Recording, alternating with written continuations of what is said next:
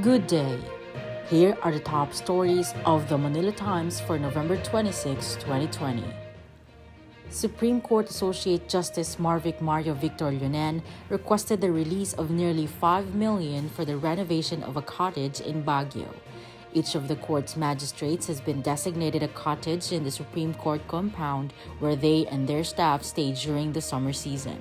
Documents obtained by the Manila Times show that Leonan submitted a request to renovate Cottage G last July 17 to Deputy Clerk of Court Maria Karina Cunanan, the Chief of the Court's Administrative Services. 12 congressmen are on the list of government officials and employees implicated in massive corruption in the Department of Public Works and Highways, or DPWH. Presidential Anti-Corruption Commission, or PACC Commissioner Greco Belhica said. In an interview with CNN Philippines on Wednesday, Belhica said witnesses who came forward had said the lawmakers get at least 10% for every infrastructure project of alleged corrupt lawmakers from the PACC. The president declined to name the implicated congressmen, saying he does not have jurisdiction over them.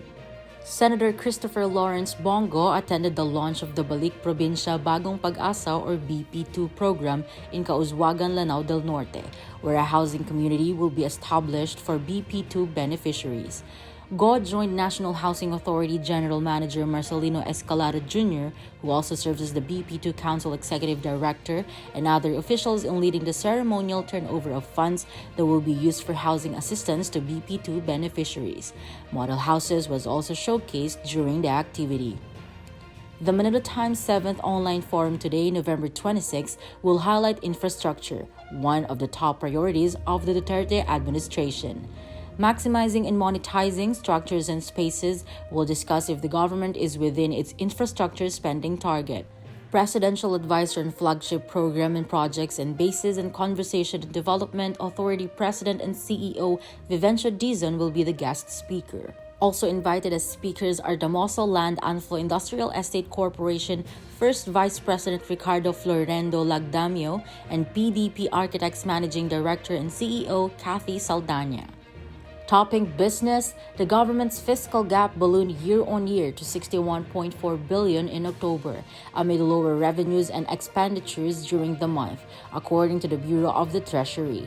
Data from the Treasury Bureau showed on Wednesday that the shortfall was bigger than the 49.3 billion deficit a year earlier, but smaller than the 138.5 billion gap in September.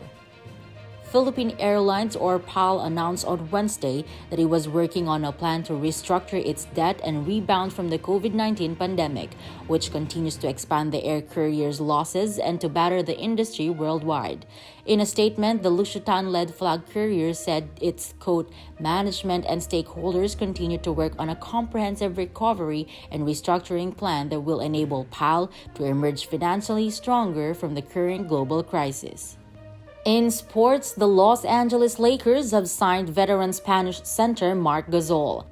The NBA champions confirmed the latest step in their roster reconfiguration on Wednesday in Manila by announcing the addition of the 35-year-old Gasol, who spent the last 1.5 seasons with the Toronto Raptors and won a championship ring in 2019. The Lakers traded starting center Javale McGee to Cleveland to make room under the salary cap to sign Gasol, who will be expected to provide his usual sturdy defense along with strong passing skills and three-point shooting. Juventus, Barcelona, Chelsea, and Sevilla all reached the knockout stage of the Champions League with 2 matches to spare on Wednesday in Manila. Alvaro Morata scored in injury time to send Juventus through with a 2-1 win at home over Hungarian team Ferencváros, ensuring the Italian champions finish at least second in Group G. Barcelona tops the group and booked its spot in the last 16 for the 17th straight season with a comfortable 4-0 victory over Dynamo Kyiv despite the absence of Lionel Messi, Frankie de Jong, and a number of others. Both Chelsea and Sevilla left it late to advance from Group E. Oliver Giroud came off the bench to score an injury-time header as Chelsea won 2-1 at Rennes, and Munir El Haddadi scored in the final minute of stoppage time as Sevilla defeated Russian newcomer Krasnodar 2-1 away. Yen Macabenta, Ramon Tulfo, and Felino Palafox Jr. are the Times' featured columnists on page 1. Macabenta writes about the irony of wearing a face mask, Tulfo on COVID-19 vaccine with a Viagra side effect, and Palafox on global best practices for flood protection. In its editorial, The Times tackles the perennial water service interruption after every storm and the inconvenience to consumers as they cope with one disaster after another. As distribution and supply is managed by a private concessionaire, The Times asks whether the government should intervene to solve water woes. Read the full version of the editorial on the paper's opinion section or listen to the Voice of the Times. For more news and information, get a copy of the Manila Times on print. Subscribe to its digital edition or log on to www.manilatimes.net. Follow us on Twitter, Facebook, and Instagram, and keep up with the Times.